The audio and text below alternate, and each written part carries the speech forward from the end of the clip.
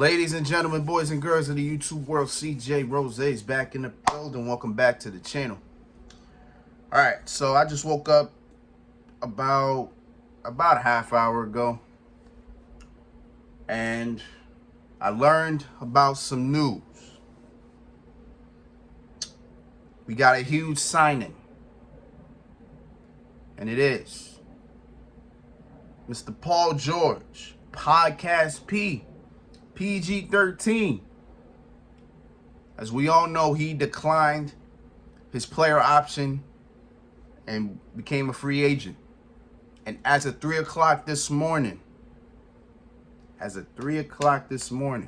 he has signed a 4-year, $212 million deal to come back to the East and be on the Philadelphia 76ers.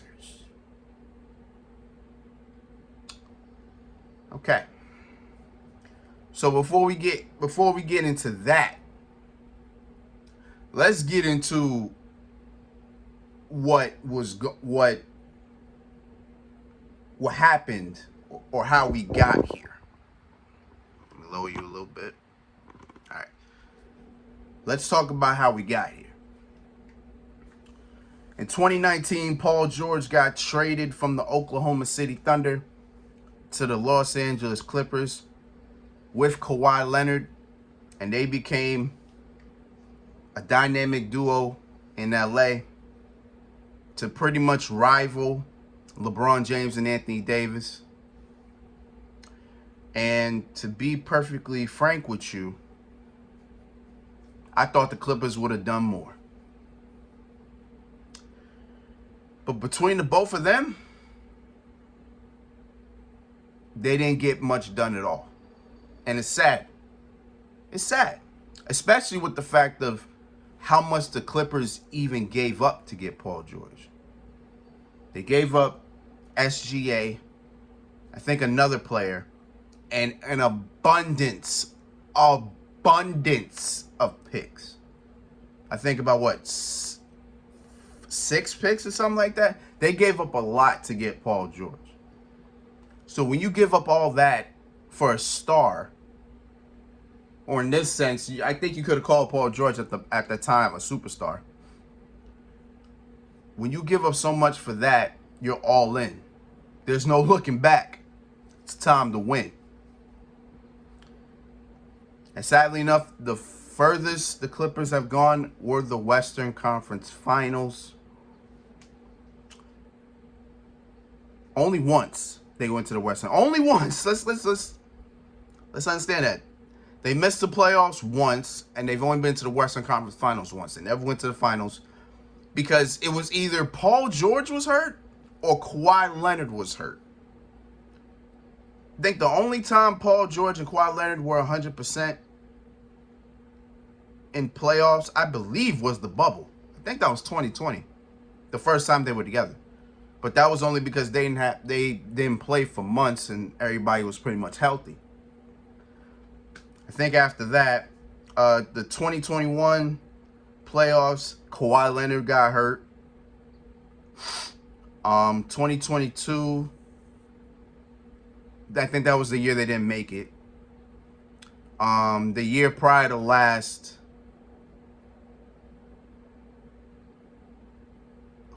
what happened in the year prior to last? I forgot who they lost to in the year prior. Yeah, I can't remember that season for some reason. And then, of course, this past season, they got eliminated in the first round. I think, no, they didn't get swept, but they lost in the first round. So the experiment was an absolute fail. The Clippers didn't really do anything. And now Paul George said, you know what? It was an experiment, but I'm gone. I'm done. Simple. And he's out.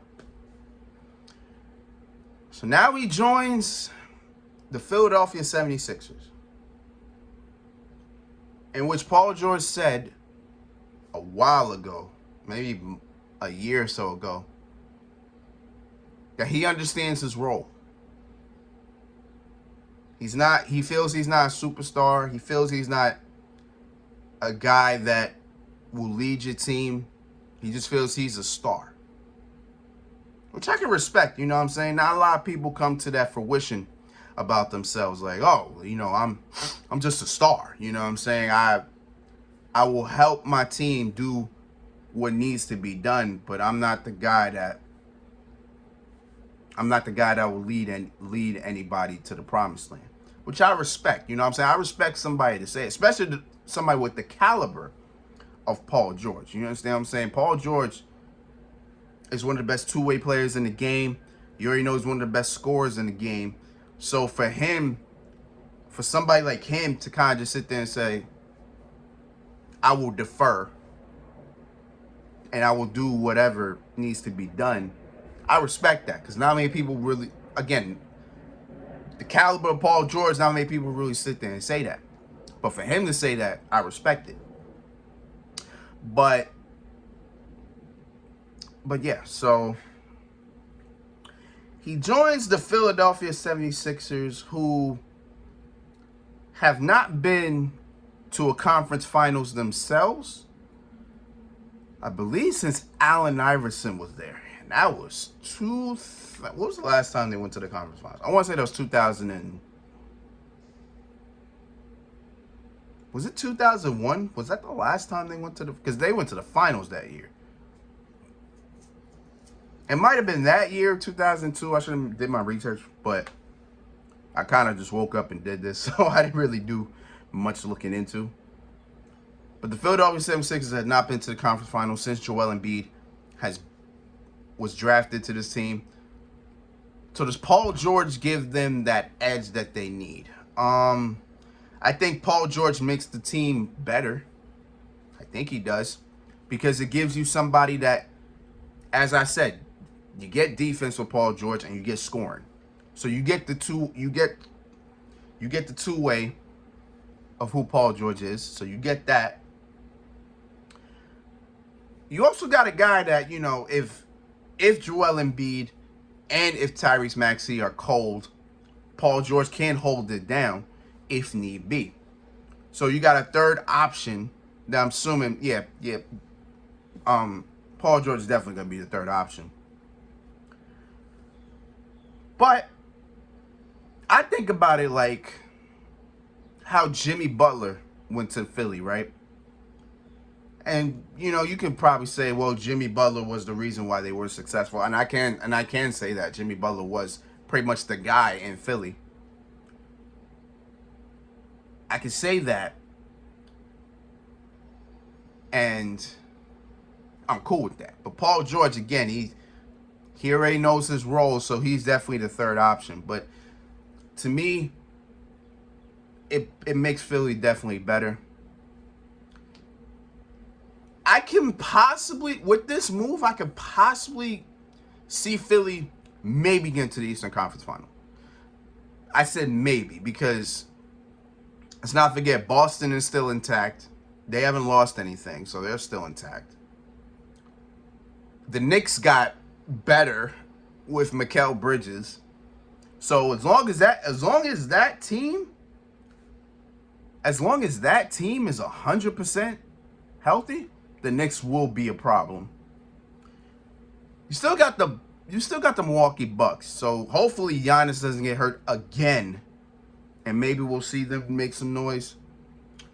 Yeah,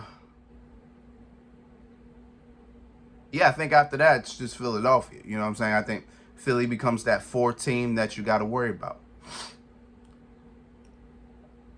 So we'll definitely see what's up and what happens.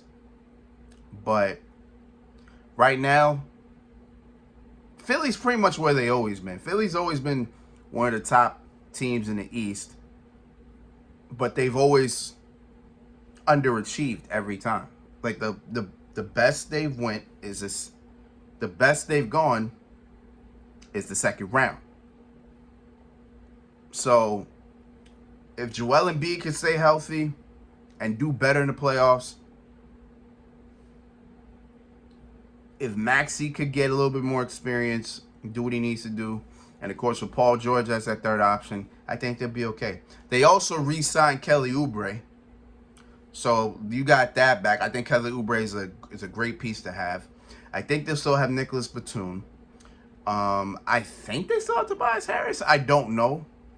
Honestly, I would let Tobias Harris walk because Tobias Harris has been terrible the last couple of seasons. So honestly, I'll let that boy walk. If they can get other pieces to just make around this new big three, I think they'll be okay. So we'll see what's up. But I still got Philly as one of the top teams in the East. I would say they're number 4 at this point in time. Because against the Celtics, and I think it's the Celtics, the Knicks, and the Bucks. But yeah, so